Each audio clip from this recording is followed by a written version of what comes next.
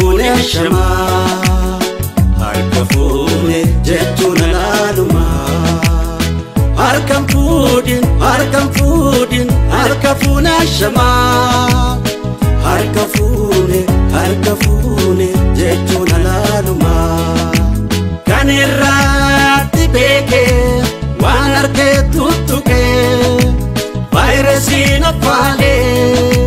maatii keenya faalu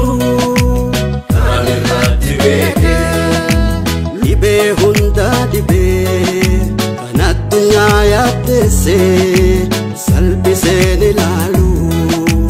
kan irratti beeke lubbusaa durbataa lammisaaf dibbataa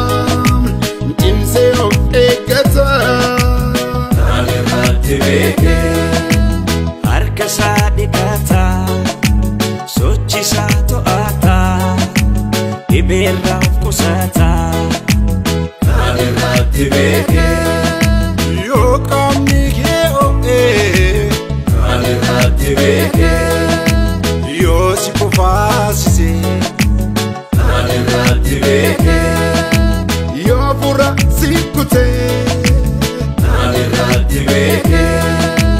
yoo si dadhabsiisee kan irratti beeke si dhukkubnaan konkoo kan irratti beeke dhibee mataa bu'uu kan irratti beeke mallattoo koronaa ta'uu bariitamaa namarraa dabbaasii ogeessaaf gabaasii of eegi vaayirasii koronaarraa maatii keetti seegii koronaarraa lammii kee baraarii koronaarraa biyya keetti seegii